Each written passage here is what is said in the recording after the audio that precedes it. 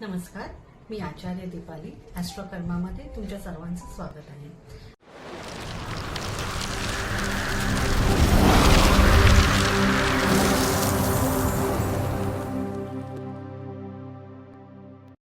आपण आतापर्यंत लास्ट व्हिडिओमध्ये बघितलं मोबाईल नंबर न्यूमरोलॉजी. त्यामध्ये आपण पाहिलं की मोबाईलचे लास्ट 4 डिजिट किती महत्वाचे आहे, त्यामध्ये कुठला नंबर असल्यावर काय इफेक्ट होतो आणि आपल्यावरती त्याचे कसे परिणाम होतात, आपण कुठला नंबर यूज केला पाहिजे, हे सगळं आपण मोबाईल न्यूमरोलॉजीमध्ये पाहिलं. तर आज आपण पाहणार आहोत तुमचा मूलांक आणि भाग्यांक कसा काढायचा. त्याचप्रमाणे जर तुमचा मूलांक ओके आहे, भाग्यांक सुद्धा छान आहे, तरी सुद्धा तुम्हाला तुमच्या लाईफमध्ये बरेच ऑब्स्टिकल येतात. ते काय येतात तर तुमचं जे नाव आहे ते तुमच्या मूलांक आणि भाग्यांकाला मॅच होतंय का, त्याची जी टोटल येणार आहे ती तुमच्या मूलांक आणि भाग्यांकाला अँटी तर नाही ना, त्याच्यामुळे तुम्हाला बरंच सर्व्हाइव्ह करावं लागतंय. तर आज आपण ह्या दोन्ही गोष्टी पाहणार आहोत. तर सर्वात प्रथम मी तुम्हाला सांगते की मूलांक कसा काढायचा.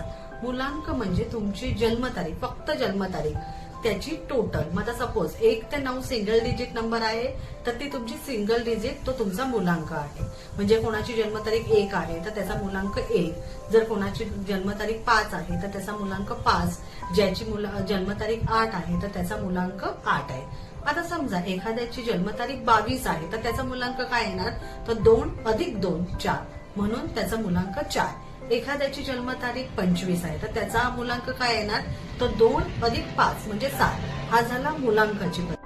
तर हा बघितला आपण मूलांक. तर आता भाग्यांक कसा काढायचा तर भाग्यांक म्हणजे तुमच्या जन्मतारखेची पूर्ण बेरीज. मग आता सपोज तुमची जन्मतारीख आहे 25 जुलै 1980. मग 25 मध्ये 2 आणि 5 म्हणजे 2 आणि 5 7. जुलै कुठला महिना आहे 7 आणि 1980 ह्याची पूर्ण टोटल करायची म्हणजे 7. मग परत तुमचा महिना 7वा, मग 7 आणि 7 14 आणि 1980. मग ह्याची जर आपण पूर्ण टोटल केली तर पूर्ण टोटल येते 32. मग 32 मध्ये परत तो सिंगल डिजिटला घेऊन जायचा म्हणजे काय 3 आणि 2 5. मग ज्याची पण जन्मतारीख 25 जुलै 1980 आहे त्याचा मूलांक काय असणार आहे, मूलांक 7 आणि भाग्यांक जो आहे 5. मग आता मूलांक 7 आणि भाग्यांक 5 आला, हे मी तुम्हाला सांगितलं. तर अशा प्रकारे तुम्हाला मूलांक आणि भाग्यांक काढायचंय. पण आता तुमचं नाव आहे, सपोज एखाद्याचं नाव आहे सचिन आणि त्याचा जन्म तारीख आहे 1. मग त्याचा मूलांक 1 झाला जन्मतारीख 1 असल्यामुळे, किंवा त्याची जन्मतारीख 10 आहे तर त्याचा मूलांक 1 आहे. मग 1 नंबर जो आहे ज्याचा कोणाचा मूलांक किंवा भाग्यांक 1 आहे तर त्याला अँटी नंबर काय आहे 4 आणि 8. म्हणजे 4 आणि 8 हा मूलांक भाग्यांक 1 असलेल्या व्यक्तीसाठी अँटी आहे. मग तुमचं नावाची स्पेलिंग जी पूर्ण स्पेलिंग आहे, म्हणजे तुमचं नाव काय सचिन, मग मिडल नेम नाही घ्यायचे, सचिन पाटील. मग सचिन पाटीलची टोटल करायची आहे आणि ती तुमच्या मूलांक आणि भाग्यांक. तर सचिन पाटील, मग त्याची जन्मतारीख काय आहे तर 10 आहे, म्हणजे त्याचा मूलांक 1 येतो. तर त्याची जी टोटल आहे, पूर्ण नावाची जी टोटल आहे ती 4 किंवा 8 वर नसावी. म्हणजे सांगण्याचं तात्पर्य काय आहे, तुमचा भाग्यांक आणि मूलांक ह्याची टोटल जी आहे ती तुमच्या भाग्यांक किंवा मूलांक नंबरला अँटी नसावी. तर आता आपण ते पाहायचंय की आपल्याला ते कसं काढायचंय. तर आपल्या भारत देशामध्ये एक किरो म्हणून शास्त्रज्ञ होऊन गेले, त्यांनी प्रत्येक अल्फाबेटला एक नंबर दिलेला आहे. तर तो चार्ट मी तुम्हाला इथे मेन्शन केलेला आहे. मग प्रत्येक तुमचं जे नाव आहे, सपोज तुमचं नाव आहे दीपाली, तर दीपालीची स्पेलिंग काय DEEPALI जी तुम्ही वापरतात ती, आणि तुमचं आडनाव काय आहे ते पूर्ण तुम्हाला त्याच्यामध्ये घेऊन ती तुमच्या अल्फाबेट प्रमाणे तुम्हाला त्याची टोटल करायची, ती सिंगल डिजिट आणायची आहे आणि ती तुमच्या मूलांकासाठी फेवरेबल आहे की नाहीये ते पाहायचं. मग फेवरेबल नसेल तर काय करायचं तेही उपाय आपण पुढे बघणार आहोत. आता सध्या तरी तुम्हाला मी सांगत आहे की तुम्हाला फेवरेबल तुमचं नाव आहे की नाही हे आधी तुम्हाला चेक कसं करायचंय. तर आता मी तुम्हाला सांगते, सर्वप्रथम मूलांक 1 आपण घेऊया.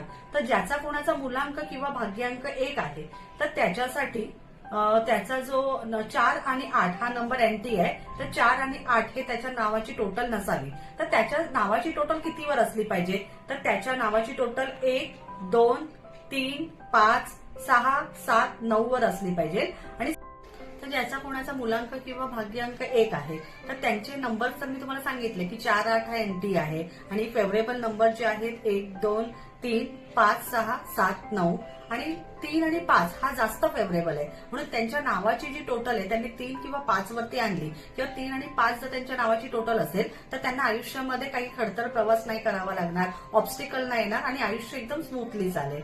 तर आता भाग्यांक 1 किंवा मुलांक 1 आहे यांनी काय करायचं तर त्यांनी गुळ किंवा गहू आहे त्याचं दान केलेलं उत्तम राहील. त्यांनी कुठली उपासना करावी, उपासनेमधून सुद्धा आपल्याला खूप चांगली फळं मिळतात. तर उपासना करताना त्यांनी सूर्यनारायणाची उपासना करायची आहे. ह्यांनी यांच्या घरामध्ये पूर्व दिशेला उगवत्या सूर्याचं जर तुम्ही चित्र लावलं, पोस्टर लावला तरी सुद्धा तुम्हाला तुमच्या आयुष्यामध्ये बरेच पॉझिटिव्ह रिझल्ट आलेले दिसून येतील. तर अशाच प्रकारे आपण 9 नंबर जे आहेत 2 ते 9 उरलेले जे नंबर आहेत तर त्यांच्यासाठी फेवरेबल अंक कुठले आहेत किंवा अनफेवरेबल कुठले आहेत, त्यांच्या नावाची टोटल किती असली पाहिजे, त्यांनी काय दान केलं पाहिजे, काय उपासना असली पाहिजे, असेच पुढच्या व्हिडिओमध्ये आपण बाकी सगळे नंबर बघणार आहोत. आतापर्यंत माझ्या व्हिडिओला तुम्ही जसा प्रतिसाद दिला तसाच प्रतिसाद यापुढेही तुम्ही द्या आणि माझ्या चॅनलला लाईक, शेअर, सबस्क्राईब करायला विसरू नका. पुन्हा भेटू नवीन व्हिडिओसह.